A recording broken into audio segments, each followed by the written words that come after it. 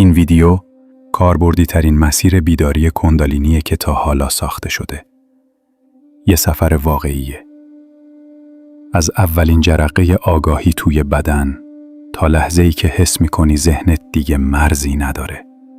و نکته اینجاست. همه اینا توی کمترین زمان ممکن اتفاق میفته. اینجا دانشی رو که شاید در سالها تمرین و مراقبه به دست میاد، در یک مسیر 10 روزه قدم به قدم تجربه میکنی. بنابراینه که طی این 10 روز بدنت، ذهنت و انرژی تو با هم هماهنگ بشن تا بیداری رو فقط نشنوی، بلکه واقعاً حسش کنی. توی این مسیر خواهی فهمید کندالینی واقعاً چیه، چطور بیدار میشه و چرا از ایران تا هند و مصر همه دربارش حرف زدن و به عنوان سرچشمه حیات توصیفش کردن. ما این مسیر رو از 3 جهت بررسی کردیم. از حکمت شرق یاد گرفتیم چطور انرژی رو بیدار کنیم. از عرفان غرب فهمیدیم چطور حضور رو تجربه کنیم. و از علم امروز دیدیم چطور مغز و سیستم عصبی میتونن با ریتم جهان هماهنگ شن. ترکیب این 3 نگاه یه مدل تازه ساخته. مدلی که میتونه تو رو توی کوتاه‌ترین زمان با بیشترین آگاهی و ایمنی به آستانه بیداری واقعی برسونه. یه الگوریتم برای پرواز نور درون.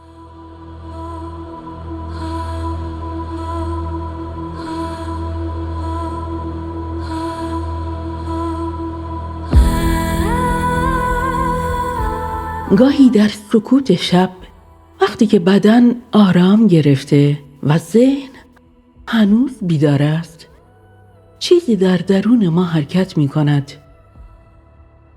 نه همچون فکری تازه و نه مانند رویایی عجیب، بلکه بیشتر احساسی لطیف است که مانند جریانی گرم از عمق بدن بالا می کشد و تا پشت جمجمه ادامه پیدا می کند.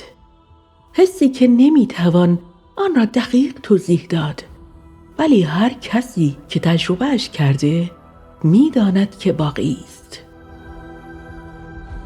آیا تا به حال این لرزش ظریف را احساس کرده ای؟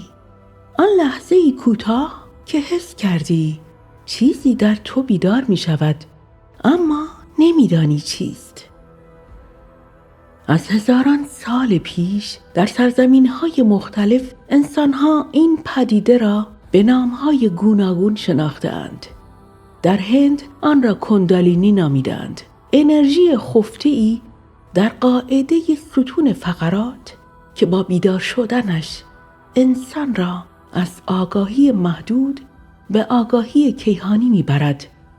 در ایران باستان از آذر درون و فره ایزدی سخن گفتند، نوری که در درون هر انسان می درخشد و در لحظه بیداری روح شعله‌ور می شود.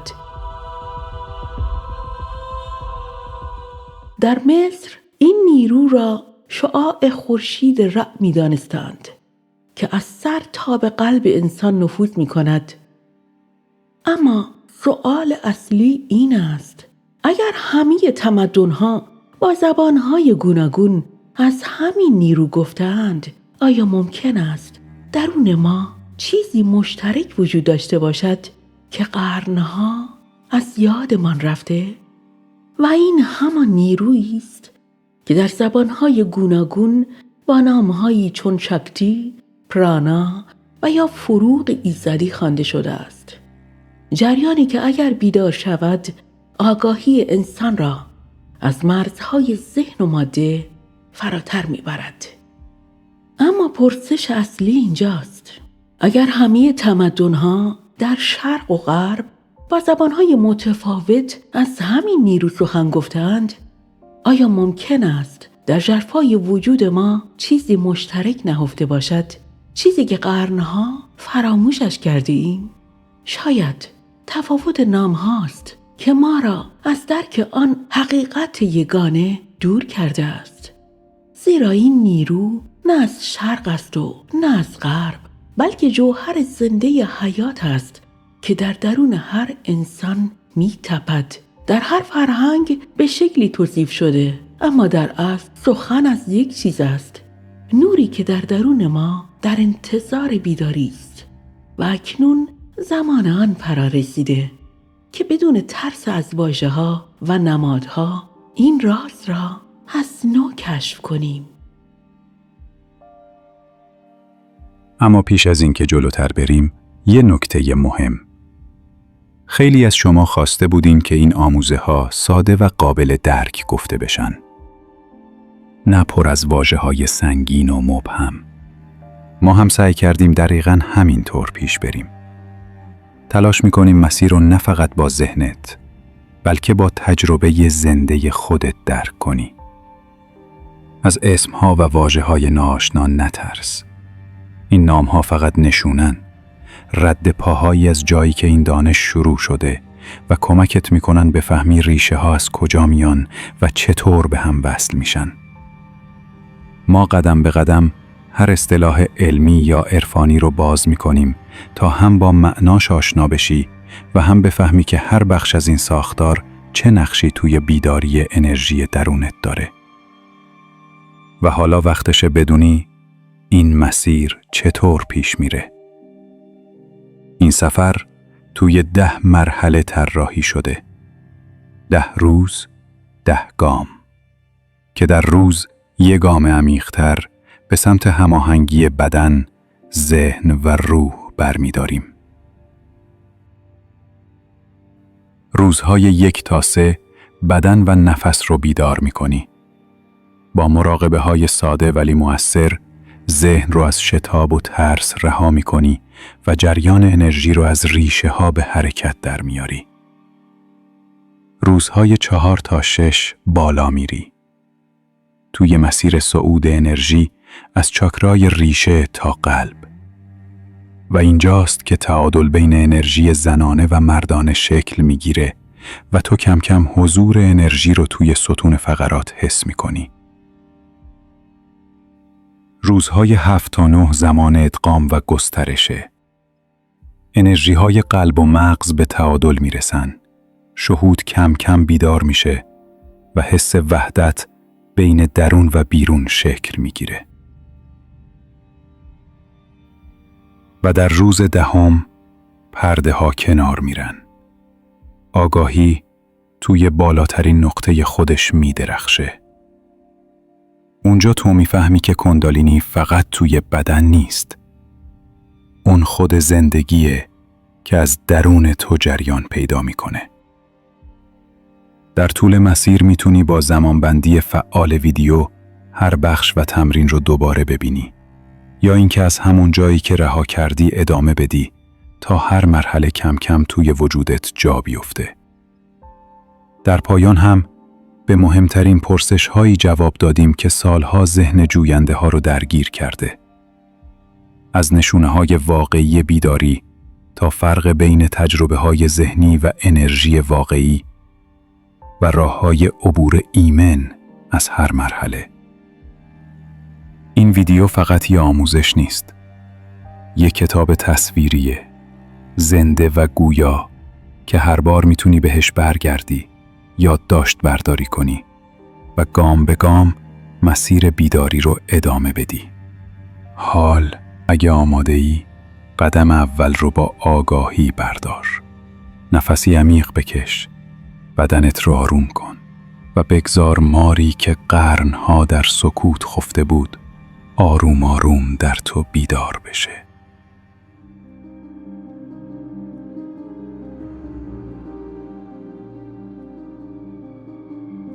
کندالینی نه مذهب است و نه باور. یک پدیده زنده است در بدن و در آگاهی ما. ستون فقرات فقط استخوان نیست.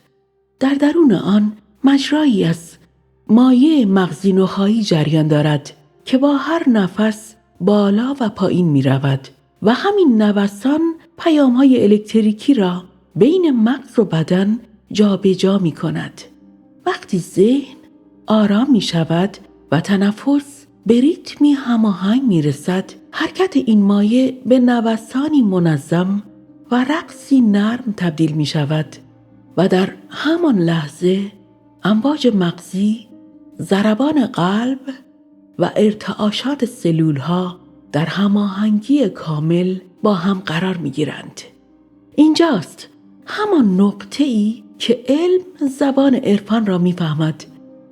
دانشمندی به نام ایتزاک بنتوف می گوید بدن انسان مانند سازی کوک شده است. وقتی که در سکون می نشینی و به تنفست گوش می دهی، درونت مانند آونگی آرام به نوسان در می آید و شاید همین نوسان کوچک پلی است میان جسم و آگاهی. شاید راز بیداری در همین هماهنگی ساده پنهان باشد، ولی کندالینی تنها انرژی نیست، یک هوش زنده است که وقتی بیدار می شود مانند آینه ای تمام قد همه آنچه را که هستی در برابرت می گذارد و به تو نشان می دهد. ترسها، آرزوها، دردها و حتی نوری که در درون تو خفته است. به همین دلیل در سنت‌های کهن گفتند که بیداری زود هنگام آن می تواند روح و بدن را در هم بریزد، چون این آتش هر آنچه را که ناپایدار است با خود می سوزاند. ولی وقتی که آگاهی، بدن و تنفس در آمادگی باشند، همین آتش تو را شفاف می کند و تو به همان نوری تبدیل می شوی که از درونت می تابد. هدف بیداری کندالینی فقط تجربه این انرژی نیست. هدف هماهنگی انسان است با کل هستی. در این حالت ذهن دیگر جدای از جهان نیست، چون در همان ارتعاشی می لرزد که ستارگان در آن ارتعاش می درخشند. و آنجاست که یگانگی از یک کلمه به یک تجربه زنده تبدیل می شود. هر نیرویی در تاریخ روزی با زبانی تازه بازگو شده. کندالینی هم همین مسیر را پیموده. از کوههای هند و معابد بودایی گذشت، از ایران کهن و مصر عبور کرد و سرانجام در قرن 19 در قلب اروپا و در قلم زنی روسی تبار دوباره متولد شد. زنی که راز انرژی درون انسان را به زبان فلسفه، علم و آگاهی ترجمه کرد.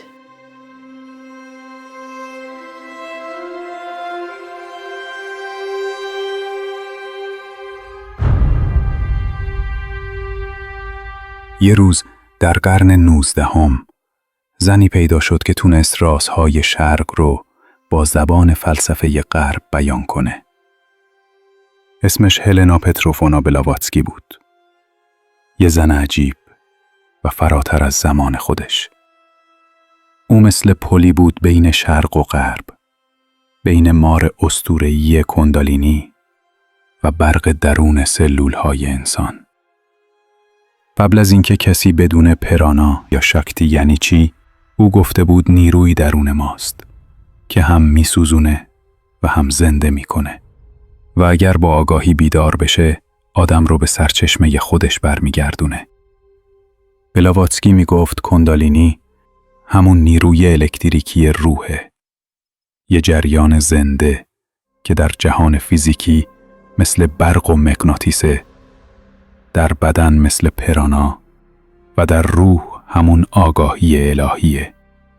اما در همون حال هشدار میداد اگر ذهن و نیت پاک نباشه همین نیرو میتونه تعادل روح رو بسوزونه. برای او این راه باید با تمرکز و فروتنی طی بشه، با نیت روشن و با خدمت، نه با عجله، نه با غرور. از نگاه اون این نیرو چیز تازه‌ای نبود. در ایران باستان بهش میگفتن فره ایزدی، در هند شاکتی و در مصر همون مار مقدس اوزیریس بود. ولی همه اونها یه چیزو میگفتن: از یه انرژی خاص حرف می زدن. یه انرژی خلاق الهی که درون هر انسان پنهونه. بلاواتسکی باور داشت یه روزی میرسه که این نیرو خودش توی انسان بیدار میشه. چون این بخشی از مسیر تکامل آگاهی بشره، نه چیزی فقط مخصوص مرتازها یا عارفها، بلکه راهی طبیعیه برای رشد روح انسان. می گفت کندالینی یادآوری یه چیز ساده است که آفرینش فقط بیرون از ما نیست. در هر سلول، در هر نفس و در هر اندیشه انسان جریان داره. انرژی که جهان رو به حرکت در میاره، در درون ما هم در سکوت جاری است.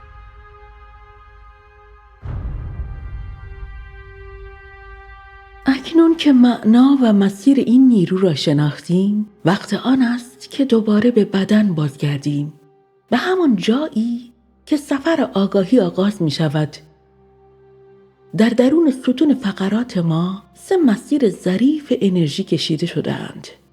در سمت چپ یعنی ایدا، جریان ماه، نیروی آرام و پذیرنده است. در سمت راست پینگالا، جریان خورشید، نیروی فعال و خلاق است. و در میان آن دو مسیری به نام شوشومنا که ستون اصلی بیداری است. راهی که انرژی از آن بالا می رود و ذهن را روشن می کند. نردبان ستون فقرات را به خاطر می آوری؟ این همان پلی است که 2 انرژی ایدا و پینگالا را به هم وصل می کند و راهی را می سازد که انرژی از آن بالا می رود و ذهن را روشن می کند. وقتی که تنفس، افکار و احساس در تعادل قرار می گیرند، جریان 2 سویه ایدا و پینگالا به مرکز باز می گردند و از همان لحظه صعود آغاز می شود. درست از ریشه ستون فقرات تا تاج سر. در این مسیر آگاهی همزمان دگرگون می شود. از ترس و بقا به عشق و شهود می رود و از آنجا نیز به درک و وحدت، جایی که من و جهان یکی می شویم. اما این فقط تصویری در کتاب ها نیست. در درون هر انسان زنده است، هرچند هنوز در خواب باشد.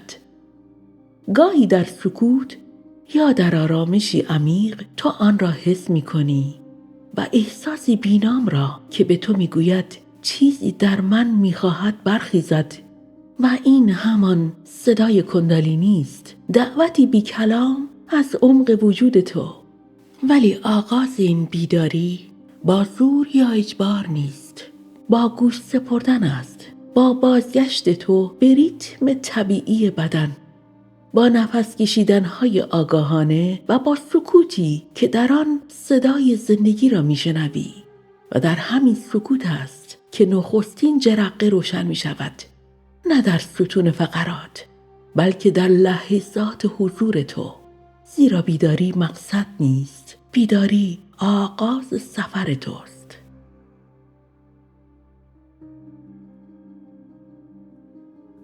هر بیداری با یک لرزش شروع میشه. حسی عجیب در عمق وجودت. گاهی فقط حسی از گرماست. گاهی حس جریانی نرم که از ریشه ستون فقرات بالا میاد. بیشتر مواقع نمیشه با واژه‌ها توضیحش داد. ولی وقتی تجربهش میکنی، میدونی که واقعیه. از نگاه علم، بدن ما مثل یه ارکستر زنده است. قلب، مغز و ستون فقرات هر کدوم ریتم خودشونو دارن. وقتایی که استرس یا ترس زیاد میشه، این ریتم ها از هم جدا میشند و آگاهی ما پراکنده و از هم گسسته میشه. اما در لحظه هایی که سکوت میکنی و نفس با ذهن هماهنگ میشه، یه سری اتفاقات نامحسوس شروع به رخ دادن میکنند. کانال مرکزی بدن یعنی شوشومنا شروع به لرزش و ارتعاش میکنه. ایتزاک بنتوف، فیزیکدان عارفی بود که می گفت بدن انسان مثل یک آونگ زنده است. وقتی بی حرکت می نشینی، حرکت‌های ظریف درونت آغاز میشن. حرکت‌های آنقدر لطیف و نامحسوس که فقط روح میتونه لمسشون کنه. این نوسان‌ها مایع نخاعی رو در ستون فقرات بالا و پایین میبرن و بین مغز و قلب هماهنگی ایجاد میکنن. در اون لحظه ها ذهن از زمان فراتر میره و آگاهی برای چند ثانیه در مدار وجود قرار میگیره. از نگاه عارفان این همون لحظه است که نفس حیات بیدار میشه. در متون ایرانی بهش میگن آذر درون. در هند مار کندالینی و در چین مدار میکروکاسمیک. حرکت دایره‌ای انرژی که از ستون فقرات بالا میره و از پیشانی و قلب باز میگرده. مداری زنده که میان جسم و روح میچرخه و هستی را به یاد خود میاره. اما چطور میشه این جریان رو در خودت حس کنی؟ اینجا همه چیز از تنفس آگاهانه آغاز میشه. بشین. جایی راحت و بی حرکت. کمرت صاف ولی بدنت شل. چند نفس طبیعی بکش. فقط برای اینکه خودت رو پیدا کنی. حالا تمرکزت رو بیار روی دم و بازدم. نفس رو از بینی بگیر و توجه کن چطور تا پایین شکم میره. بعد بدون هیچ فشاری با همون نرمی بازدم کن. فقط نگاه کن. نه با چشم. با حس. در هر دم انگار ستون فقرات صاف میشه. در هر بازدم بدن دوباره نرمتر و آرامتر میشه. این همون چیزیه که در ادامه ویدیو در تمرین‌های 10 روزه با جزئیاتش کار میکنیم. اینکه چطور دم و بازدم رو تنظیم کنی، چطور ارتعاش رو حس کنی و چطور جریان انرژی رو در ستون فقرات دنبال کنی. اما فعلاً فقط ببین بدن چطور با نفس حرف میزنه. اگه گرما یا لرزشی حس کردی، طبیعیه. اون گفتگوی بدن و روحه. فقط یه نکته مهم. اگه در تمرین فشار زیاد، تپش یا اضطراب حس کردی، متوقف شو. پاهات رو لمس کن. چند نفس عمیق بکش و بذار انرژی به زمین برگرده. کندالینی با اجبار بیدار نمیشه. با آرامش خودش آغاز میکنه به درخشیدن.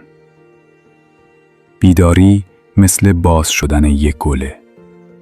نمیتونی با زور بازش کنی. باید نور، فضا و زمان بهش بدی. هر روز با چند دقیقه سکوت و نفس هماهنگ گل درونت کمی بیشتر باز میشه. خوابهات عمیق‌تر میشن. شهودت قوی‌تر. بدنت سبک‌تر. ذهنت روشن‌تر. اما بدون، اینها مقصد نیستن. اینها نشونن.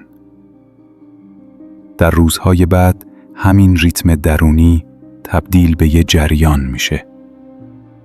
جریانی که با هر نفس تو رو از جسم به آگاهی میبره. اما پیش از اون باید یاد بگیری چطور در این جریان شناور بمونی بدون اینکه غرق شی.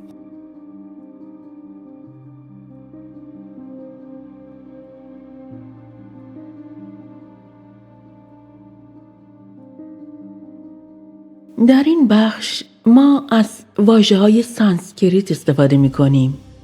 واژه‌هایی که هزاران سال پیش برای توصیف مسیر بیداری درون به کار می‌رفتند. ولی نگران نباش. در هر گام معنای ساده و روشن آنها گفته می شود تا بتوانی با حس خودت در مسیر همراه شوی. وقتی که انرژی در درون بیدار می شود، بدن مانند سازی است که تازه کوک شده باشد. نوت‌های نخستین آرامند، درست همانند نسیمی که از ستون فقرات بالا می آید و از پشت گردن عبور می کند. ولی هرچه تمرین‌ها ادامه پیدا می کنند، این ارتعاش‌ها عمیق‌تر می شوند، شفافتر، زنده‌تر و روشن‌تر و آگاهی از ریشه تو در زمین به سوی آسمان درون صعود می کند. عارفان هند این مسیر را شوشومنا می نامند. یک کانال مرکزی، یک راه و یک پل در میان دو جریان دیگر. ایدا در سمت چپ یعنی نیروی ما و احساسات و پینگالا در سمت راست یعنی نیروی خورشید و منطق. وقتی این دو در تعادل قرار می گیرند، دروازه شوشومنا گشوده می شود و مار درخشان آگاهی آغاز به صعود می کند.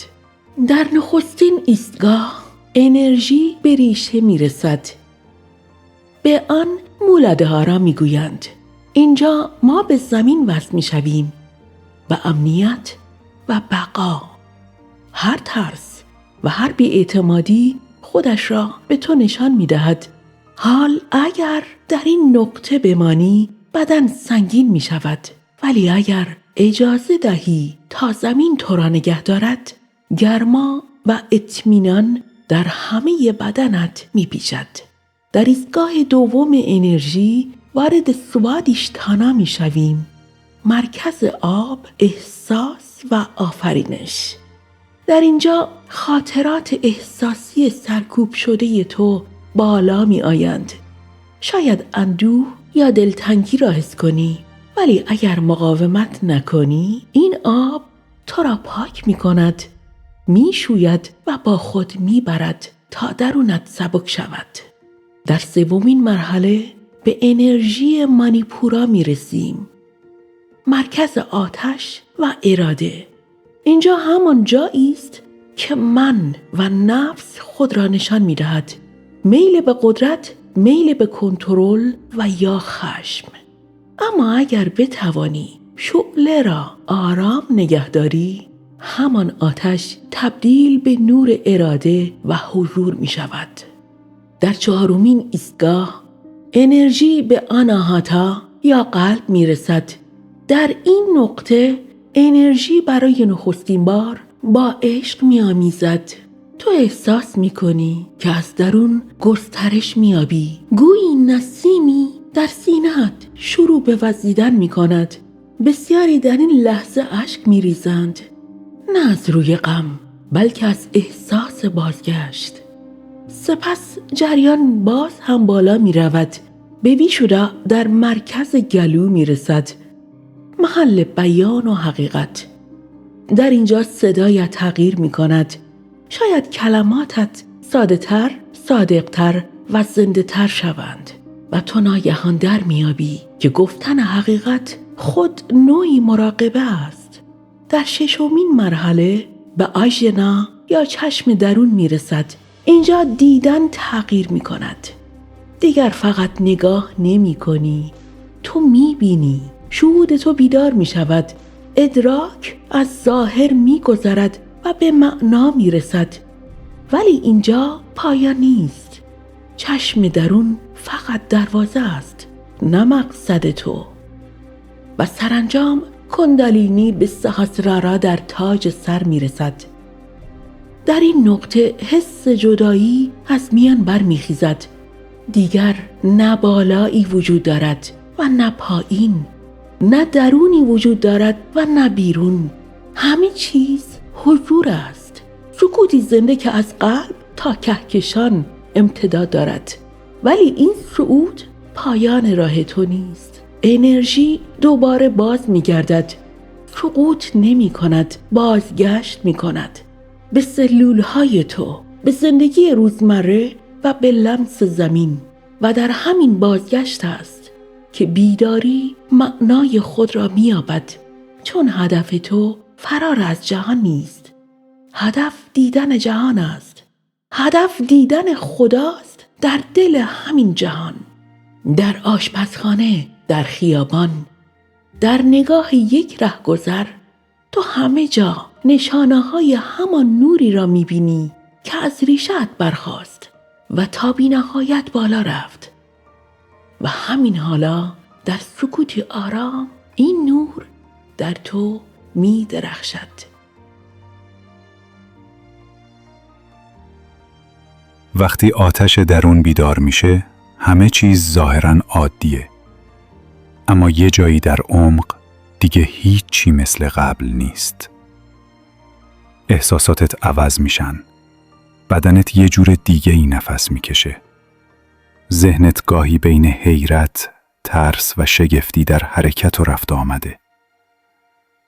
بیداری کندالینی همیشه با آرامش و نور شروع نمیشه. گاهی مثل لرزش زمین قبل از رویدن یک گیاهه. یه چیزی توی وجودت بیدار میشه که دیگه نمیتونی خاموشش کنی. اما درک همین تغییراته که تو رو از آشوب درون به هماهنگی شیفت میکنه. در سنت‌های قدیمی میگفتن قبل از اینکه کندالینی بالا بره، باید بدن و ذهن پاک بشن. برای همین نشونه‌های بیداری همیشه خوشایند نیستن. شاید گرما یا نبضی رو توی ستون فقرات حس کنی، یا لرزشی ظریف رو زیر پوستت. شاید خواب‌هایی روشن ببینی، پر از نور یا مار. و گاهی هم فقط حس خستگی، بیقراری یا اشک‌های بیدلیل سراغت بیاد. اینا همش طبیعیه. بدنت داره خودش رو با یه انرژی تازه تنظیم میکنه. اما اگه به این آگاه نباشی، همین نشونه ها میتونن بترسوننت. یادت باشه، کندالینی یه چیز بیرونی نیست. اون خود آگاهیه که داره از خواب بیدار میشه. و هرچی مقاومت کمتر باشه، این عبور نرمتر و روشنتره. نشونه های فیزیکی بیداری کندالینی: بیداری همیشه از بدن شروع میشه، نه از ذهن. برای همین اولین تغییرها معمولاً در جسم دیده میشن.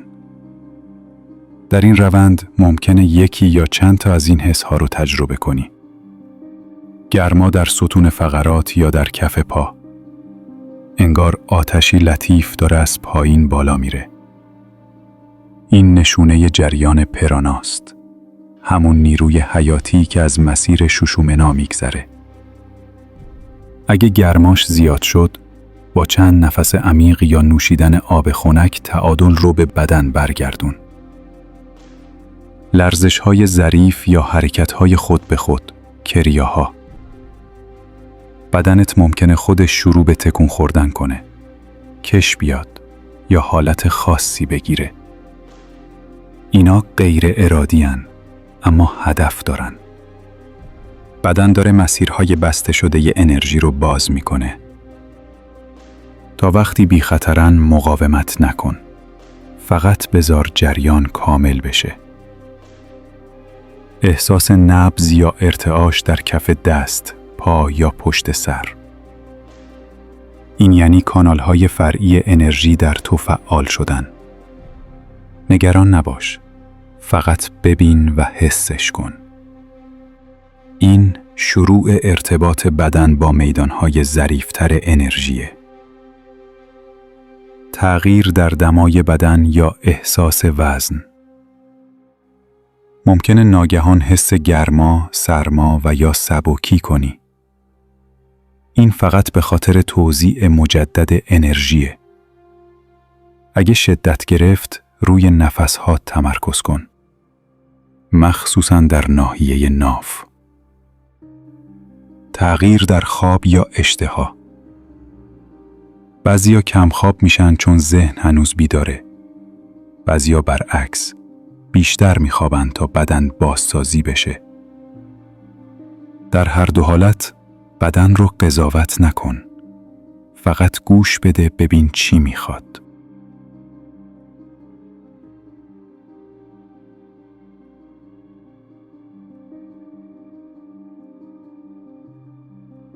در مسیر بیداری هر چیزی میتواند نشانه باشد. گاهی یک حس ساده در بدن، گاهی موجی از احساسات بیدلیل و گاهی اندیشه‌ای که از اعماق ذهن سر برمی آورد. نشانه ها پیام هایی اند از درون تا به ما یادآوری کنند که کجا در هماهنگی هستیم و کجا هنوز نیاز به رهایی داریم. در واقع بیداری کندالینی 3 گونه نشانه دارد: نشانه های بدنی، نشانه های احساسی و نشانه های ذهنی. گاهی این 3 با هم پدیدار می شوند چون بدن، احساس و اندیشه در یک مدار حرکت می کنند. ولی حالا بیایید به نشانه های احساسی و ذهنی نگاهی کنیم.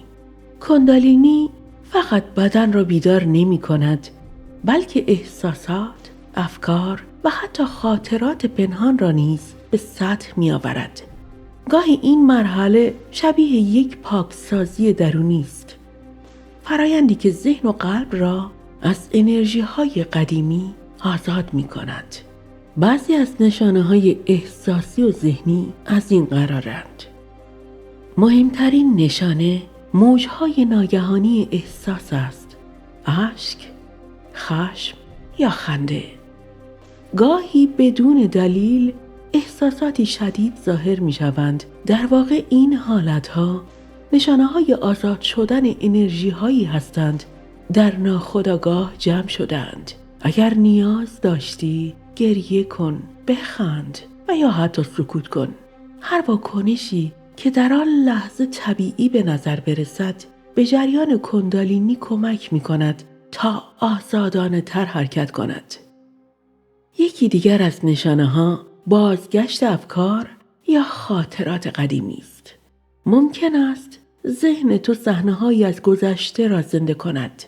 رویدادهایی که گمان می‌کردی فراموش شده‌اند. این بازگشت برای پاکسازی است، نه مجازات تو. فقط مشاهده کن بدون قضاوت. و نشانه دیگر احساس حساسیت زیاد یا بی‌ثباتی عاطفی است.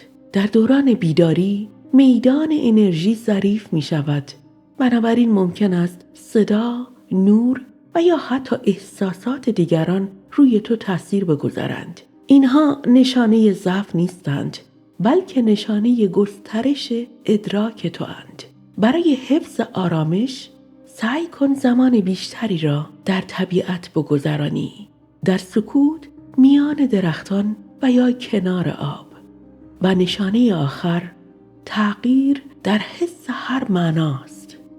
گاهی شاید احساس کنی هر چیز معنایی دارد و گاهی برعکس، هیچ چیز معنا ندارد.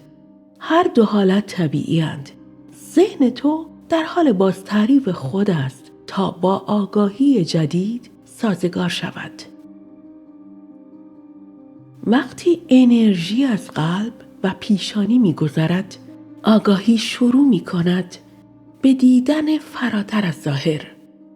نشانه ها این گونه اند: درخشش درونی یا دیدن نور با چشمان بسته. ممکن است نوری سفید، طلایی یا بنفش ببینی که از درون میتابد. این نشانه فعال شدن مراکز بالای آگاهی است. فقط مشاهده کن بدون وابستگی به آن. نشانه دیگر صداهای لطیف یا ارتعاشاتی در گوش است. در یوگا به آن نادا میگویند. صدای درونی آگاهی گاهی همانند زنگ است و گاهی مانند یک هوم ملایم. این فقط فرکانس انرژی کندالینی است که با شنوایی درونی تو هماهنگ شده. و نشانه دیگر افزایش همزمانی ها یا اتفاقات معنادار است. اعداد تکراری و رویاهایی که در واقعیت بازتاب دارند و یا حتی برخوردهایی که دقیقاً در زمان درست رخ می‌دهند.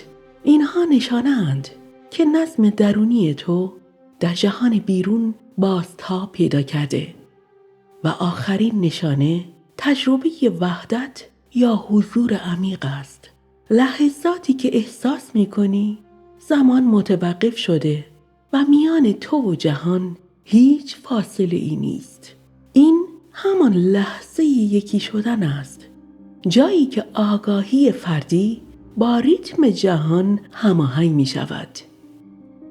ولی هیچ دو تجربه ای شبیه هم نیستند. برای بعضی بیداری آرام و لطیف است و برای بعضی پر از موج و شدت. هیچ کدام اشتباه نیستند. اگر با آگاهی، عشق و صبر پیش بروی، هر نشانه ای تبدیل به دری می شود برای شناخت بیشتر خودت. تا اینجا فقط در مسیر رو باز کردیم. فهمیدیم بیداری نه با تلاش، بلکه با هماهنگی و حضور شروع میشه. از اینجا به بعد همه چیز درباره حرکت انرژی در درون توئه. در ویدیوی بعد پله به پله با مراکز انرژی آشنا میشیم. از ریشه تا تاج. و بعد یک مسیر 10 روزه است برای تو که حالا همه مقدمات رو میدونی. در اون 10 روز تمرین ها به صورت دقیق و مرحله به مرحله آموزش داده میشن. پس تا ویدیوی بعد فقط گوش بده. با بدن و نفست هماهنگ شو و نشونه های ظریف رو در خودت ببین. این مسیر عجله نمیخواد. فقط حضور میخواد. در ویدیوی بعد با هم از اولین دروازه عبور میکنیم.